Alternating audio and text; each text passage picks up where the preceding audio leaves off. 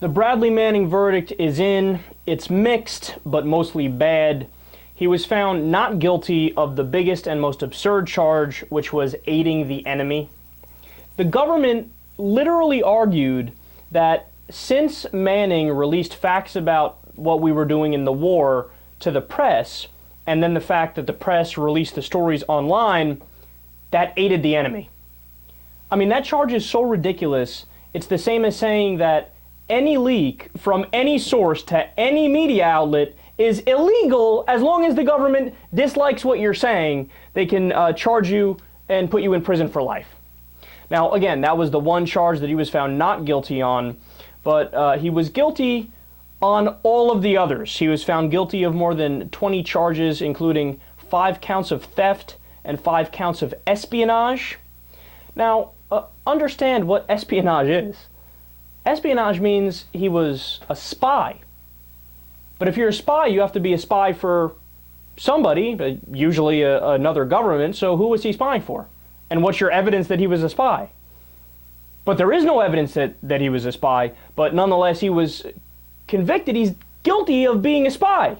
I mean, it absolutely blows my mind. And The Guardian reported that Manning faces up to 130 years in jail, and his sentencing is scheduled for 9:30 a.m. Eastern Time on Wednesday. So the ACLU and the Center for Constitutional Rights released a couple statements about this. They said, quote, "Since Manning already pleaded guilty to charges of leaking information, which carry significant punishment, it seems clear that the government was seeking to intimidate anyone who might consider revealing valuable information in the future." They continue, "We now live in a country where someone who exposes war crimes can be sentenced to life even if not found guilty of aiding the enemy, while those responsible for the war crimes remain free. If the government equates being a whistleblower with espionage or aiding the enemy, what is the future of journalism in this country? What is the future of the First Amendment?" They're 100% correct. Now, understand something. Let me contrast a couple things for you. Do you know what the head of torture at Abu Ghraib, the guy who okayed it and oversaw it, what his punishment was? An $8,000 fine. One of the things, and probably the biggest thing actually, that Bradley Manning was known for, so he released all this information to WikiLeaks. One of them was this story and this video of U.S. soldiers in a helicopter who saw activity below, and they weren't sure if it was insurgents or the Taliban or Al-Qaeda or whatever, and they didn't know, but they decided, hey, let's attack anyway, and they got okay. Again, they weren't sure, but they got okayed. So they went ahead and shot it up, killed multiple people. Coming to find out later that the thing that the person was holding, that they said, I don't know, I guess it's a gun. It was a camera, and these were reporters from Reuters. Now, so those people that committed murder, or at the very least manslaughter, well, they've been brought up on charges and brought to justice, and they're spending a long time in prison, right? Wrong. Not only were they not found guilty, there wasn't even a trial. There was no legal action at all taken against them. So Manning releases this information of a clear crime, a clear war crime, illegal in multiple different ways, illegal under the Nuremberg Tribunal and the Geneva Conventions, and even illegal under United States law, among many other things.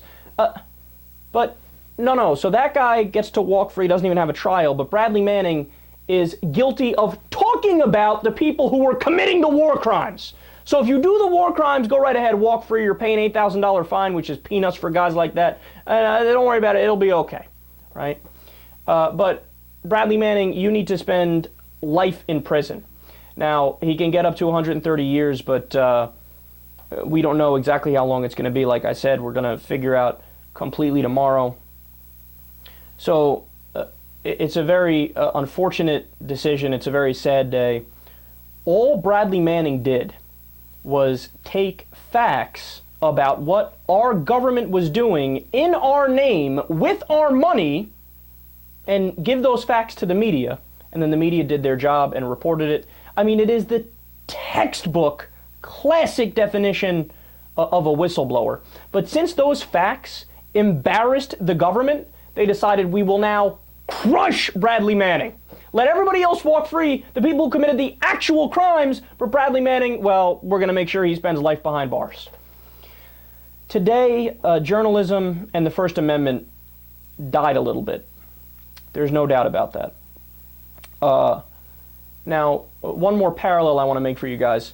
So Daniel Ellsberg is famous for releasing the Pentagon Papers. The Pentagon Papers were documents that detailed what we did, what the United States government and the military did in Vietnam. How we killed many innocent people, we napalmed innocent villages, including many women and children who were killed, and we knew we were doing bad things. We knew we were wrong, right? Now, when Daniel Ellsberg released that information, well, what did the government say? What, you think they were hunky-dory with it? No problem, he's just doing his job. He's a whistleblower and the media will report on it. This is how democracy functions. Now, that is how democracy functions, but the government said, no, national security, you can't do that, not allowed to do that, you put them up, lock them up, right? Well, the same thing is going on today. Same thing with Edward Snowden, same thing with Bradley Manning. If you report something that's embarrassing to the government, they will try to crush you, even if you're right, and even if you're acting within the bounds of the Constitution and within the bounds of what's legal and correct and what's just. The implication of this is horrendous. Who is going to want to report on national security now? When the government is showing, hey, if you release something that we dislike, we'll just throw you in jail for life. It's upsetting and it's scary, and they're 100% wrong.